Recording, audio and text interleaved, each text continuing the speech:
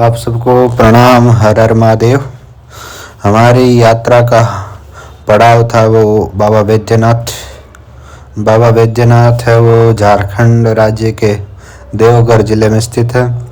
और बाबा वैद्यनाथ है वो भगवान शिव के 12 ज्योतिर्लिंगों में से एक बाबा वैद्यनाथ भी है। तो बाबा वैद्यनाथ के हमारे दर्शन हो गए और हम बाबा वैद्यनाथ से आशीर्वाद लेकर के आगे की यात्रा को निकल गए, जो कि हमें जाना है 230 किलोमीटर वेस्ट बंगाल। और वेस्ट बंगाल में वीरभूम ज़िला है, उसमें माता तारा का सिद्धपीठ है। और पुराणों में उल्लेख आता है कि भगवान श्री राम के गुरु वशिष्ठ जी ने माता तारा का अनुष्ठान साधना की थी। और पौराणिक कथाओं के अनुसार माता सती की आँखों की पुतली है वो यहाँ गिरी थी, तो इसलिए यहाँ का नाम तारा पीठ रखा है।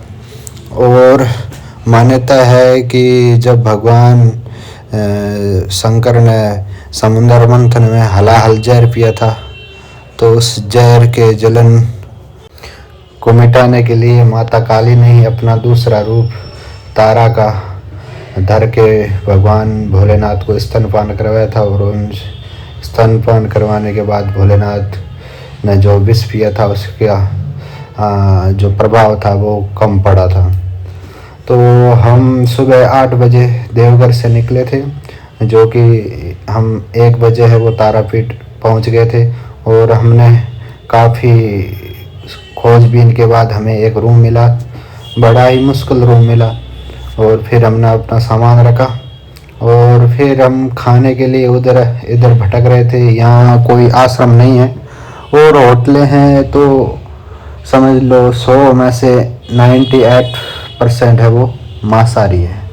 मुश्किल से 2% आपको कोई शाकाहारी यहाँ होटल मिलेंगे। हमें एक शुद्ध शाकाहारी होटल मिला था, तो वहाँ हमने प्रसाद पाया और फिर हम निकल गए माता रानी के दर्शन के लिए। जैसे ही हम मंदिर के अंदर प्रवेश किए तो देखा 1 से 1.5 किलोमीटर लंबी लाइन थी। तो हम भी माता रानी की प्रसाद लेकर के लाइन में लग गए थे और लाइन ही बढ़ती जा रही थी। भीड़ बहुत थी क्योंकि एक तो नया साल था, 2024 लग गया 1 तारीख, तो बहुत भीड़ थी। हम लाइन में खड़े रहे। यहाँ ज़्यादातर बंगाली है वो माता के दर्शन के लिए आते, बाहर के तो बहुत ही कम आए थे। कोई हमें बाहर का बंदा नहीं मिला था, सब बंगाली, क्योंकि यह सब बंगाली भाषा बोल रहे थे और हिंदी बोलने वाला यहाँ बहुत ही कम था। तो हमें तो बंगाली ने समझ में आ रही थी, न हमें भाषा बोलनी आ रही थी।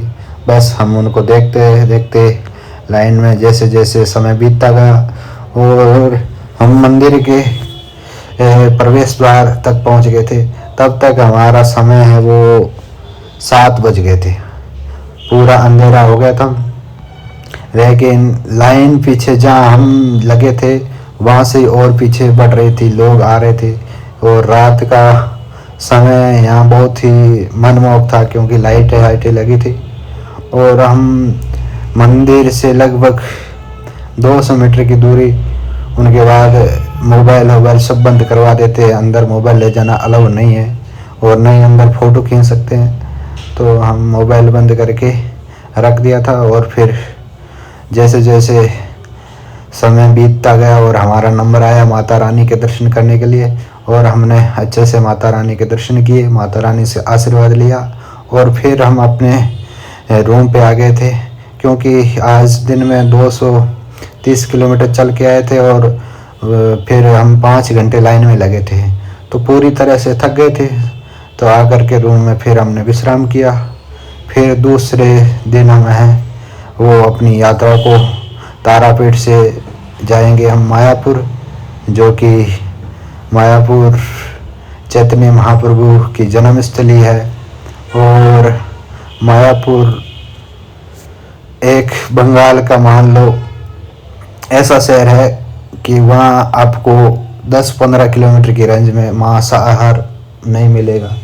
तो हमें यह खुशी हो रही है कि हम मायापुर जाएंगे और जाकर के कुछ सात्विक भोजन मिलेगा, क्योंकि बंगाल में हर जगह आपको नॉन वेज मिलेगा। चाय की दुकान से लेकर बड़ी बड़ी होटलों तक आपको नॉन वेज मिलेगा। शाकाहारी भोजन बहुत ही कम मिलता है यहाँ। तो यह यात्रा थोड़ी हमारे लिए डिफ़िकल्ट इसलिए है क्योंकि खाने पीने का कुछ सात्विक भोजन नहीं है इसलिए। लेकिन कभी ऐसे परिस्थितियाँ ही आदमी को मजबूत बनाती है। कोई नहीं, माता रानी का हम नाम लेकर के और आज के वीडियो को यहीं समाप्त करते हैं। और हमारी आगे की यात्रा होगी वो होगी तारापीठ से मायापुर। तो आप सब बने रहिए हमारे साथ। आप सबको हर हर महादेव। फिर मिलते हैं एक ब्रेक के बाद।